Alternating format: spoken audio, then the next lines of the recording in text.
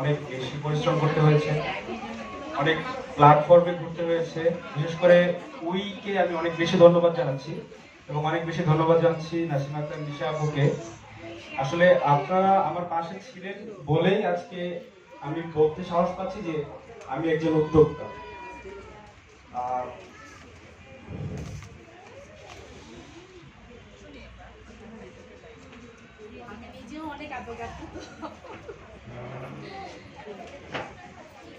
আসলে কি বলবো বুঝতে পারছি না, অনেক বেশি নার্ভাস। কখনো এভাবে কথা বলি না, এই প্রথম। আমি যদি আমার জীবনের গল্পটা আপনাদের সাথে একটু শেয়ার করতে চাই, কেউ সবাই শুনবেন? আগে বলেন, আমাকে কি সবাই চেনেন? আচ্ছা, আমি একজন নিম্ন মধ্যবিত্ত পরিবারের সন্তান। আমার বাবা একজন রিক্সা চালক, দিনমজুর। আমার মা মানুষের বাসায় কাজ করে। সেখান থেকে আমাকে পড়াশোনা করিয়ে বড় করেছেন এবং একটা সময় আসলে পারিবারিক আর্থিক অবস্থার কারণে আমি পড়াশোনাটাও করতে পারিনি। আমি অষ্টম শ্রেণী পর্যন্ত পড়াশোনা করি। তারপর আসলে পড়াশোনা যখন করতে পারলাম না, তখন পরিবার থেকেই আমাকে একটা চাকরি নিয়ে দেওয়া হলো। সেখানে আমি দীর্ঘ 6 মাসের মতো চাকরি করি। সে চাকরিটা করার পর হঠাৎ আমার সেই চাকরিটা চলে যায়।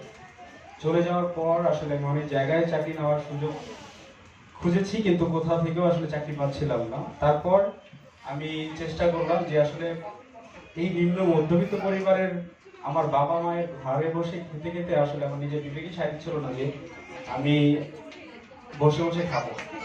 তো সেই চিন্তাধারা থেকেই আমি ভাবলাম যে আমার কিছু করা দরকার। আমি আসলে কোনো কিছুই করতে পারছিলাম না, সময়টা খারাপ ছিল। আমি পরবর্তীতে আমিও দিনমজুরের কাজ শুরু করলাম। আমি মূলত হচ্ছে আপনার কনস্ট্রাকশনের সাইটে কাজ নিলাম। সেখানে রড মিস্ত্রির সহযোগী হিসেবে কাজ করলাম। 10-12 দিন কাজ করার পর 13 দিনের মাথায় আমার অ্যাক্সিডেন্ট হয় কারেন্টে। আমি আমার অ্যাক্সিডেন্টের বর্ণনা যদি দিতে যাই, সেটা আসলে আমি জানি না, আমি সবার কাছ থেকে শুনেছি। আমি রডটা উপরে দিকে উঠে দিয়েছিলাম, তখন আসলে ব্যালেন্স হারিয়ে আমার 11,000 কারেন্টের লাইনের উপরে পড়ে যায় তারের সাথে। তো তারপর থেকে আমার হাত এবং পা মারাত্মকভাবে পড়ে গেছিল, যার কারণে ঢাকা মেডিকেল কলেজ হসপিটালে চিকিৎসা নিয়েছি এবং সেখানকার ডাক্তাররা বলেছে যে আমার হাত পা কিছু রাখা যাবে না যদি আমাকে বাঁচাতে হয়। এই কথাটা আসলে একটা বাবা মা কাছে কতটা দুঃখজনক একমাত্র তারাই জানে। আমার বাবা মা তারপরেও বলছিল যে ঠিক আছে, আমার ছেলে যদি হাত পা নাও থাকে, আপনার তাকে বাঁচিয়ে তুলো যেভাবে হোক।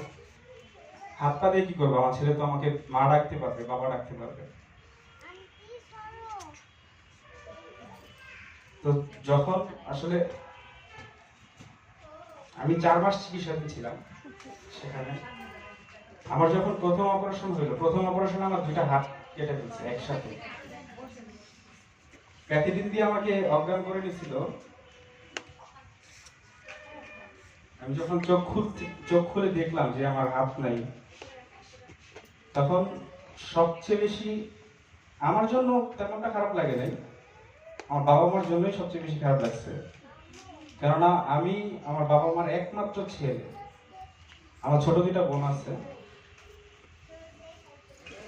তো